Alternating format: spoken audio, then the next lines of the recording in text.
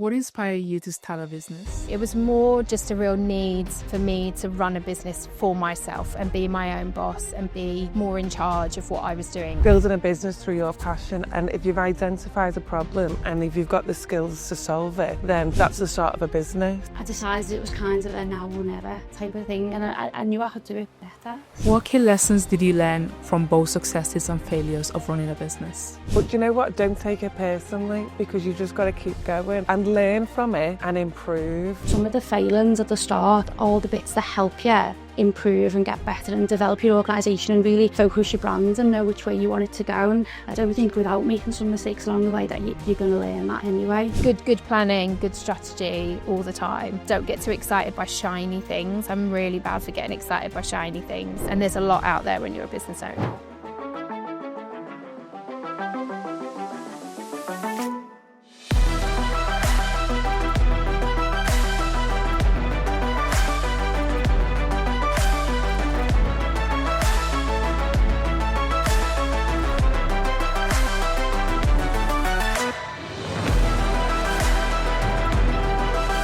We have a female special today, and we have three brilliant local female entrepreneurs. So we have Adele Hollywood from Unity Lives. We have Jo Wormold from Select Training, and Carmel Dickinson from Worthy, getting a bit of a regular now, second time on the podcast. I think you're the first person to ever be the second returning guest. So very exciting. So hopefully we do something. Hopefully you can do something right. No, you were brilliant the first time, so you were fantastic. Thanks, Rick. And we're joined by two students. Again, this is the first time actually we've not had students all from the same school, so we've got kind of one from each. So we have Velika and Pavel, who will be asking the entrepreneurs the questions.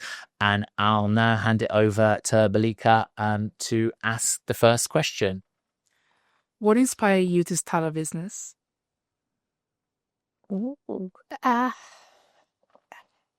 For me, it was less so my business, I'm a business consultant and strategist, but I've just started to build another business on the side. So if we talk about the business consultancy, it was more just a real need for me to run a business for myself and be my own boss and be more in charge of what I was doing. I was pregnant at the time when I started the business. A few people have been asking me to do some consultancy on the side of the job that I was doing, and it just felt like the right time to go. And for female entrepreneurs, or let's just say for parents in general, working in a corporate environment is tough. The working environment is 9 to 5. Kids are at school 9 to 3. It doesn't work. So being your own boss is a real way to get that flexibility around having your children, which was the first reason I started a business, and it's just taken off from there. In terms of the new business that I'm building, it's an app for ADHD. The inspiration behind that is recently being diagnosed with ADHD and seeing a real problem in how you gain information as an ADHDer, how you collect that information, how you look after yourself, how you navigate that very difficult journey. I didn't feel like there's anything out there. And the first rule of being an entrepreneur and starting a business is if there's a problem that you see and you think you've got a good solution, absolutely go for it and solve that problem. That's a really good reason to start a business. So I felt inspired. I felt like I had a good solution. So I've just started to go for it, and we shall see. We shall see what happens. Very early stages, but that's how I got there. I echo what you said about building a business through your passion and looking.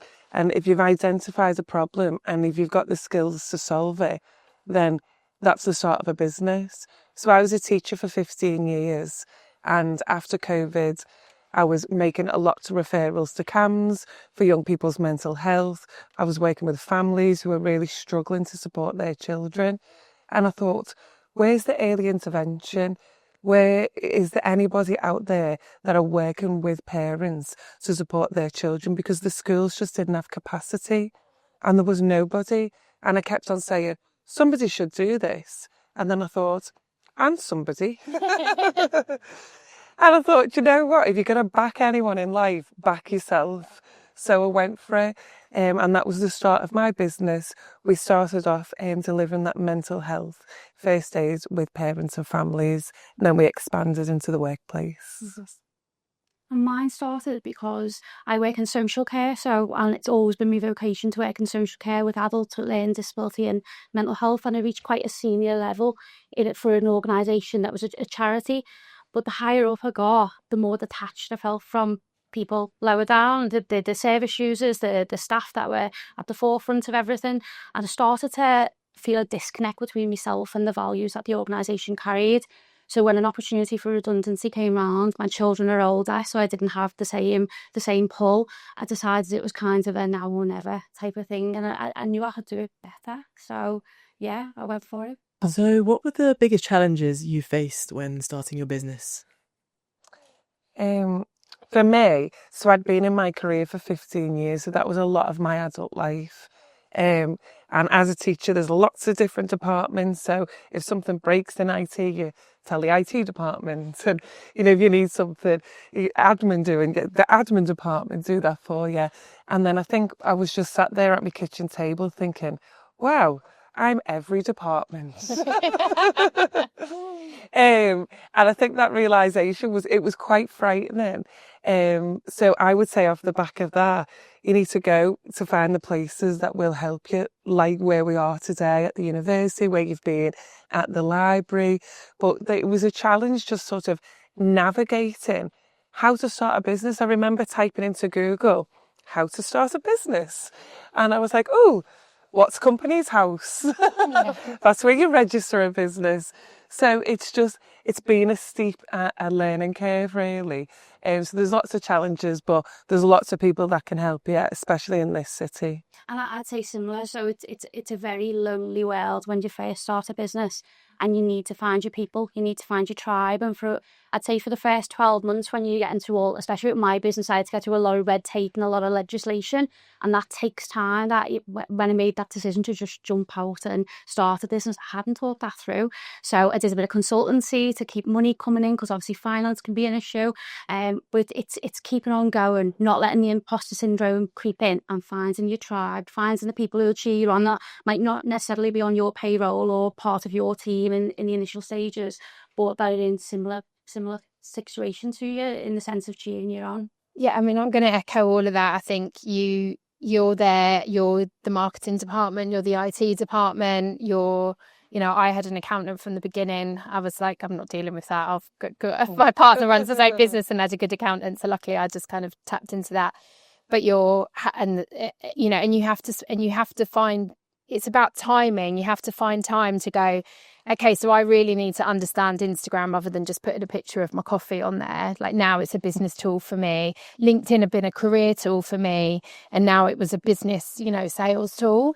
So understanding that. So I had to sort of do a lot of learning around that, and learn that sort of in quite a deep way, and then you have to execute it, and then you have to, and then you've got to find time to look after the clients that you're working for. You'll have time to talk to the accountant. So you find like you've got no time, and it can get really, really overwhelming. You're always doing something. There's always something to do.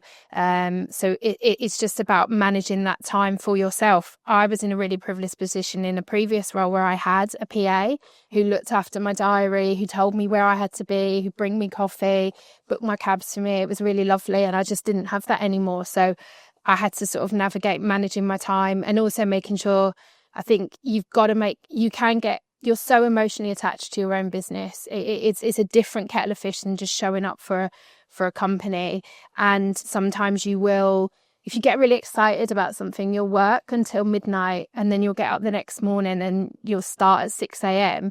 And then you're like, oh, hang on a minute, I'm really tired and I can't get out of bed, and I've got these headaches. It's like, haven't drank any water, hardly slept, I'm not moving my body, I'm not getting enough sunlight. So you've got to make sure that you also like prioritize self-care. I know it's a bit of a catchword, but that self-care, that time, because you are the machine of your business, and if that machine isn't working, your business will fail. So you have to kind of show up for yourself and make sure that you're doing all the things right to keep your mental and your physical health on point as well. So navigating all of those things is a lot, and there's always a priority, and there's always something on deadline, and there's always something important. So you kind of have to make sure that you just spend a bit of time going, right, this week, what have I got to do?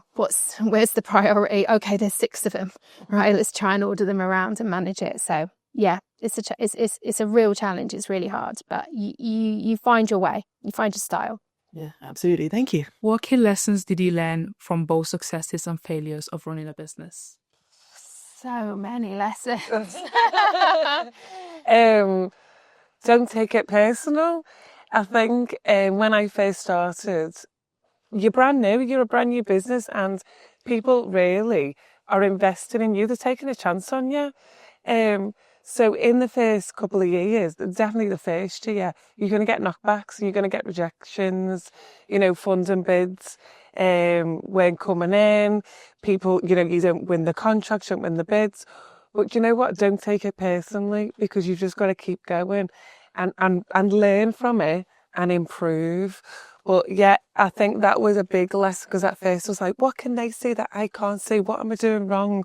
But actually, you've got to take something from it and have an appreciation in business. It's a relationship that you've got to build with your clients. And getting things wrong is how you learn in the first place, because if everything runs smoothly and everything always goes to plan, then you're not actually taking anything away from it. You're not building and growing and developing your business. So some of the failings at the start, all the bits that help you improve and get better and develop your organisation and really focus your brand and know which way you want it to go. And I don't think without making some mistakes along the way that you're going to learn that anyway. I think for me, and this is possibly an ADHD thing, I don't know, or possibly a me thing, I always want to do everything all at once. I want to have all the podcasts and start all the Substacks and do all the reels on Instagram, and I want to do all of the, like I've got 2 businesses now, technically. That's a bit much. I'm also a mother, and like it's a lot, and I just want to do everything all of the time. But you gotta pace yourself, because you will just burn out. And I said a few years ago, and I put it on LinkedIn. If you want to go through my archives on my LinkedIn, I was like, I'm launching a podcast next year. And then loads of stuff happened in the business, and it's still not happened for me. So it's just you've got to be ambitious, and you've got to back yourself, but you've also got to be realistic, and you've also got to, because you've got to bring in money, you've got to make sure that the main line of your business is working. I'm not saying don't have ideas, but just make sure, again, that prioritization of what's important for now, what's important. Yeah, good planning, good strategy all the time. Don't get too excited by shiny things. I'm really bad for getting excited by shiny things. And there's a lot out there when you're a business owner. So yeah, that's kind of where I learned a lot. Thank you, Steve. No worries. So in your eyes, what is your definition of success? What does it mean to you personally, and how has it grown? How has your idea of success changed as your business developed? For me, success is being in control of what I do every day and enjoying what I do every day. So a lot of people, when they start a business, think monetary value, or, when can I make my first million, but what you learn, especially when you've had a career journey like we had prior to starting a business, you've got so many other things that you can take away from it that are successful. Like, I have a nice home and work balance.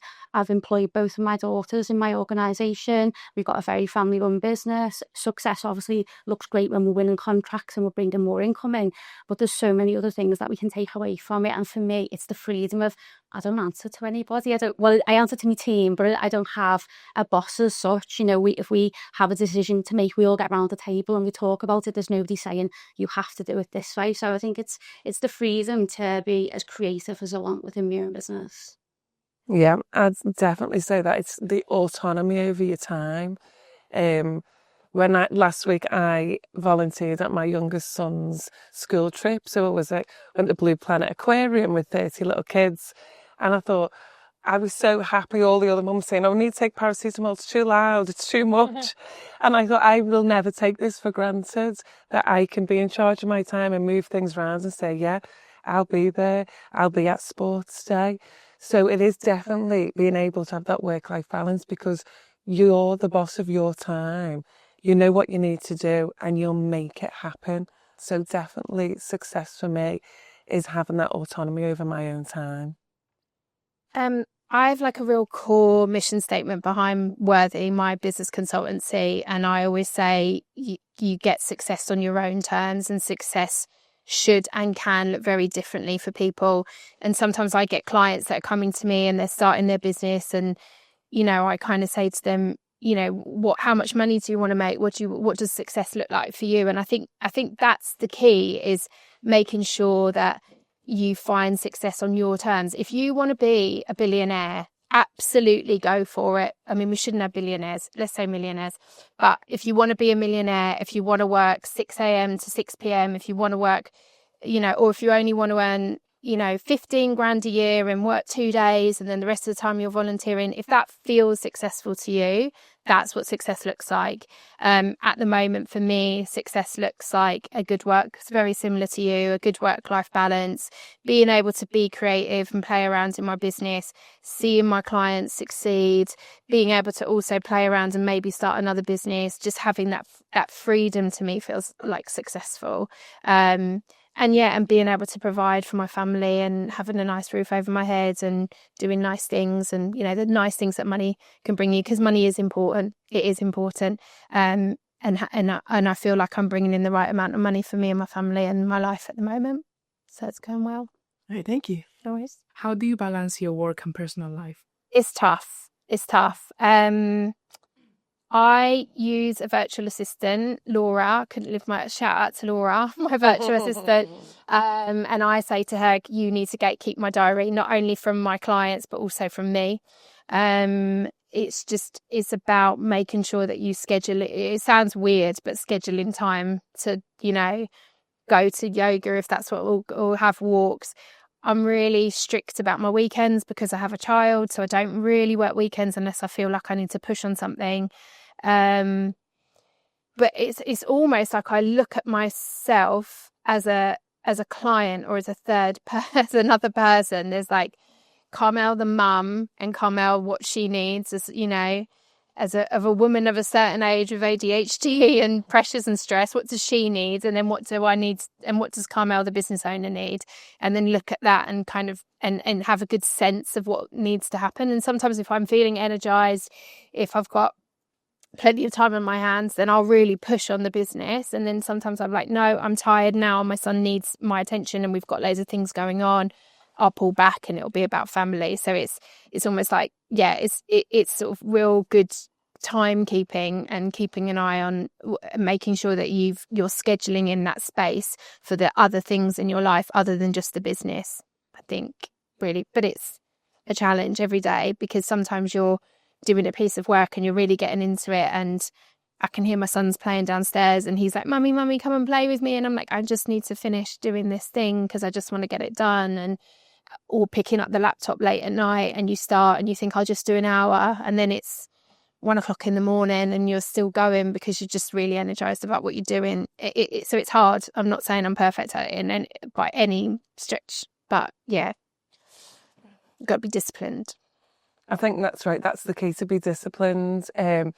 As I say, I was a teacher before, so I had a planner, and every moment of my day was already pre-planned for me with the timetable, what I was teaching, who would be in the class, where I had to stand.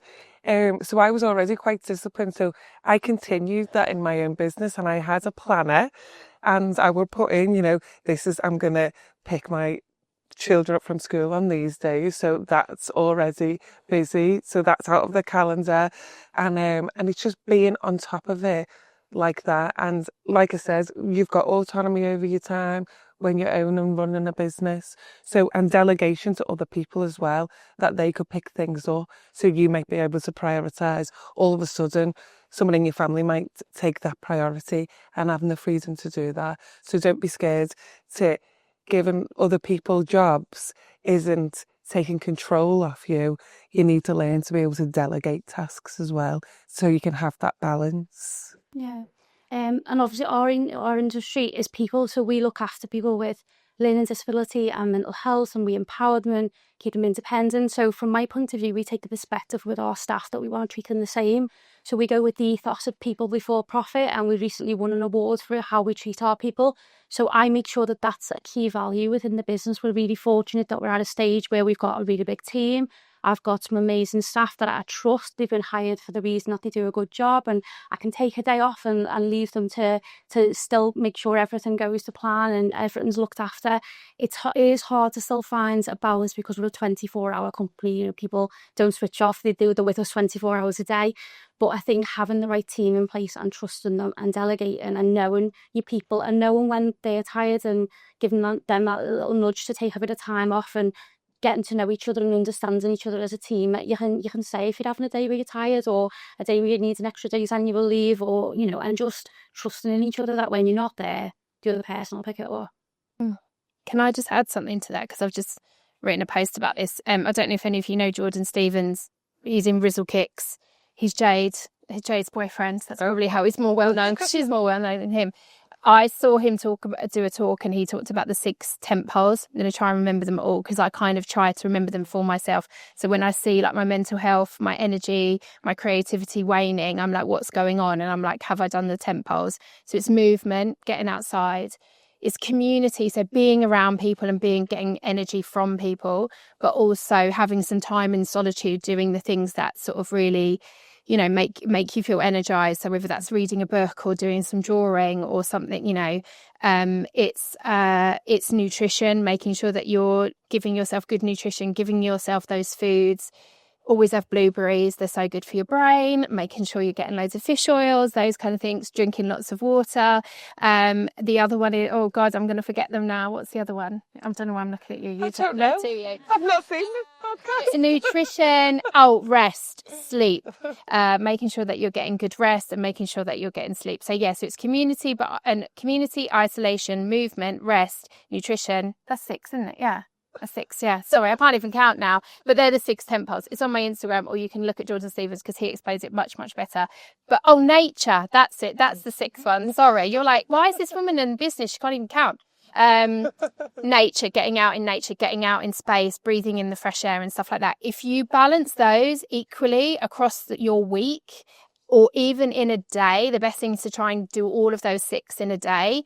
Your mental health, your energy levels, your creativity it will just be so much easier. Everything will just flow so much better with you. Just a little tip. What advice would you give to young female entrepreneurs? I think what I said right at the beginning, back yourself. If you're going to back anyone in life or anything, back yourself, back your business, and believe in yourself. And then from that belief, you can find, if you don't know, we don't know the answers to everything, that's fine. Other people do. Find your people. Have the belief in yourself that you'll be able to succeed, and find the right people to help you on your path. I'd say really similar in the sense of the book that we've done. I give some key business lessons at the end of it. And one of the lessons that I say is, when you first set up your business and you're putting your Instagram posts out and stuff, you're very focused on, has all of my friends liked it? Has everybody shared it? And what you realise really fast is some of the people that you think will champion you, they aren't there. You don't see them. You don't see them sharing your posts. And it can be for whatever reason. It mightn't be that they're not championing it. It could just be busy. But you suddenly realise that there's other people that will come to the surface, and you will find your tribe. So find them, connect to them, share your problems with them, and give each other that bit of nurturing that you need along the way. So I think the advice for any female starting up is find your tribe, find your people. My one is always be authentic, especially if you're doing something that other people are doing. If you think about how many fitness influencers there are out there, but some people like one over the other because, or even, Stephen Bartlett and Simon Squid, very different characters, both doing the same thing, teaching people how to be entrepreneurs and business owners. But, they might like Stephen Bartlett over Simon Squid because of something that he does differently. So just be authentic. Everybody else is taken. You've got to be true to yourself, because when you're showing up on podcasts and stuff like this, if you've got a fake persona and then you're being fired questions, that who you really are will come through, and people will warm to you and trust you if you show up as your authentic self. I think Oprah Winfrey said, if she had known that being more authentic would have made her as much money as it has, she would have started a lot earlier on. So just stay true to who you are, and it's about tribes. Your clients and your community will be built around who you are as a person. I am not going to be the business consultant for everyone. I don't work with cis white men anyway, so they're not for me. So I'm just talking to the founders and entrepreneurs and business owners that are like me and will understand me, and I'll be able to understand them because we're similar people. So I just have to be really authentic about that. So that's one of the top tips. The only other thing I'd say is don't measure yourself against other people. Don't spend all your time looking outwards to everybody else saying, well, am I as good as that company, or they're making more than me. Measure yourself against your previous measurements, your previous success and your previous rates, and keep measuring against your past, and then you'll see your journey moving along rather than looking outward all the time at everybody else. Yeah, just compete with yourself and no one else. Yeah. That's great advice. Thank you. What's the best advice you've ever received from anyone? Or I get given advice all the time. The authentic one, I think, was a recent one that I just kind of learned. I think also recently I was speaking to someone and I realised that I'd lost my creativity in the business. What I do is the way I approach business consultancy and strategy is quite logistical. Like, I will sit there and I will ask you, like, how much money do you want to make? How much money are you charging for your services? So it's very strategy based. And so I thought I had to be quite logistical and strategy based. And that was the information that I was giving out. And I'd kind of lost the creativity. But actually, the more creative I've started to become in my business, the more things have started to flourish for me, and the more work has actually come my way from that. And actually, I've felt better about my work. And someone said to me, you know, you might not think you're a creative person because you're not necessarily like a writer or an artist, but I'm sure you've got creativity in you. And I had to kind of really think through my whole life about when I was creative. My brother works for Central St Martin's and he's a model maker, so he is the creative one. I'm always was the reader, the writer, the bit more logical one. But then I remembered I was a dancer for most of my life. I even worked as a dancer early in my 20s. And so I was like, and that is a really creative thing to do. And I do love art and reading and writing. So I've really embraced that creativity, and I've found it's just benefited me so much lately. So that's some recent advice which I found sort of really invaluable and really sort of changed some things for me lately. I think somebody said to me, and they were talking about your value, the value that you place on yourself. And it was just before I started the business, and it was one of the main reasons that I did have the confidence to step out on my own and start the business. And they said, if you look at a bottle of water, and you go into Aldi, it'll be 50p for the bottle of water. And then if you go to get a bottle of water at a bar, it might be £3, same bottle of water. And then if you get a bottle of water on an aeroplane, it'll be a £5. But it's the same bottle of water, but it's the value that people place on it. So you might be in a place and you are very valuable, but if people can't see your value, you don't need to change. You need to change the environment. And I think that's what, if you're not flourishing in an environment, just like when I see all my plants dying, I don't blame the plant. I'm not like, you plant, I'm like, oh, I probably need to water that, or I need to, that needs to go some more sunlight. You change the environment so something will flourish. So if you're not flourishing in that environment, I have the confidence to say, this environment needs to change, because I've got I know my value and I know my worth, and I can bring more to it. So that was why I changed my environment and set out on my own. And I'd say probably, again, really similar in the sense of just knowing, like, taking the advice of not weighing what everybody else thinks of you. I think you've got to be a bit more fierce in business and cut out the outside noise. And because when you first start a business, everybody suffers with imposter syndrome, and that, should I be here? Am I worthy of it? Am I doing a good enough job? And you've got to cut all that out, because we live in a world that everything's on social media. Everybody judges everybody. Everything's straight out there online. You've got to switch off to it all, because if you spend all your time worrying what people think of you, you're never going to progress, because you're always going to be looking at what other people are saying. And block them. Yeah. Block them. I had this old boss who was not very nice to me, was kind of bullied me, and whenever I wrote a LinkedIn post, I was always thinking about her reading it. And then on my Instagram and socials, on like Facebook, I was always thinking about the girls that bullied me at school. And I don't know why, whatever I posted, I was like, what if that person who I've not seen for 30 years but lives rent-free in my head is looking at that post? I bet she's going to make fun of it. And I was telling someone this story and they were like, just block them then, just block them so they can't see it. And then you've got no excuse then, have you, not to post the thing or write the thing. And I was like, oh yeah, so just block them. And then if anyone's ever left anything negative or I felt like they're being a bit judgy, and I block some of my friends as well, because I worry about, are they listening? Are they, if I'm thinking too much about what my friends would think, or some of my most successful friends, I've got some very successful friends, and I block them. I just block them because I'm like, I don't need that energy. So just Wow. yeah. It's like, at the end of the day, they're not going to buy your stuff. They're not going to use your service. So just, just focus on the people that you really want to reach. Don't block them. So we have a couple of closing traditions on the Kids Interview Entrepreneurs podcast. Our first closing tradition is to Simon Squib you and ask you. I usually hold up the book. Sorry, Simon. I just go gadget arm and ask you, what's your dream? My dream is that only 9% of funding, sorry to put a dampener on it, goes to female founders. That there's a large proportion, and I think it's 1% to founders who consider themselves LGBTQ plus, and I think it's 0.2% goes to women of colour. And that's why I only work with women and diverse founders. My dream is that just absolutely changes. I think there needs to be legislation around it. I think we need to encourage more female and diverse founders to push themselves forward and go for that funding, because they hear those stats and they just don't even put themselves forward. They bootstrap their businesses, or they don't even start their businesses.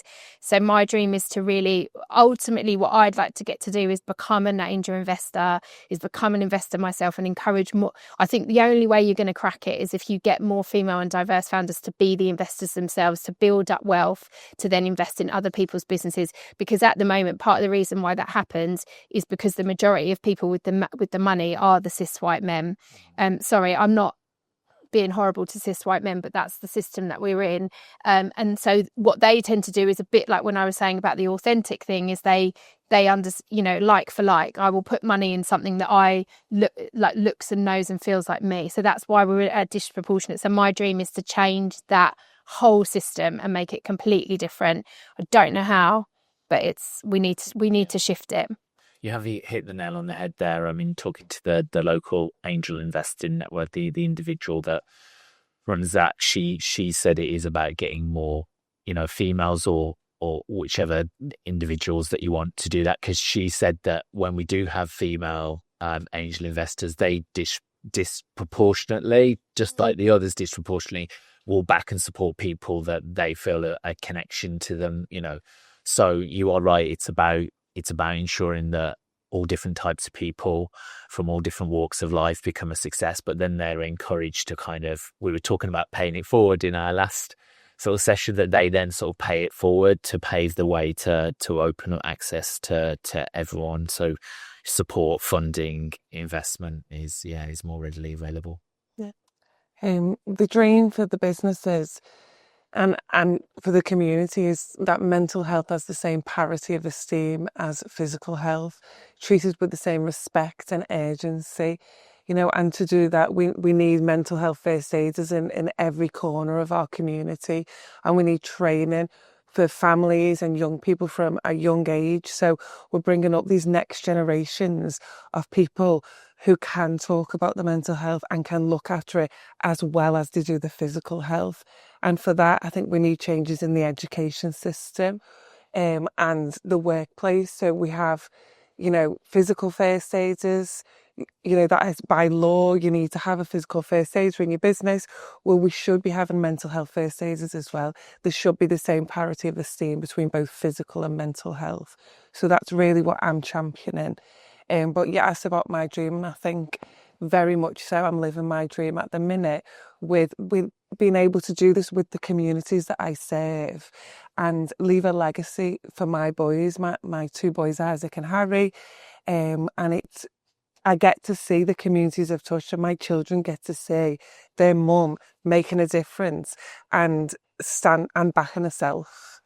So I think there's two aspects of mine. Mine, from a business perspective, would be to become the leading provider of choice for people with mental health and learning disabilities, and doing that through creating safe, nurturing spaces that actually walk the walk, because there's a lot of big companies that set out to do that, and then the people at the top don't understand what even happens on the front line. But also complementing that with being an employer of choice as well. So social care is massively underfunded. Our frontline staff, we have to compete for rates, and the local authority rates, they're really restricted and really limited. And our staff aren't valued for the jobs that they do, and they're there with people 24 hours a day, living and breathing everything that those people go through, every challenge they face, every barrier that they face. So for me, it's becoming a provider of choice and an employer of choice, and just champion social care to get the respect it deserves. Yeah, I do sort of agree with that. I worked as a social entrepreneur in residence for a large care and support organisation. I think we need to put more investment and more value on those. Especially adult social care. Adult social care is overlooked massively. Definitely. So our second closing edition on the Kids Interview Entrepreneurs podcast is to Stephen Bartlett. I can almost hold that and prop up the diary CEO, but what you're going to do is, if you grab one of the conversation cards, and if you choose one of the cards, and then we'll get Pavel to ask you the question. Pick a good one. No pressure. See what? Oh, they're all a bit mixed. Okay, let's do that one. Thank you. So, is it ever appropriate to hurt someone's feelings? Oh gosh.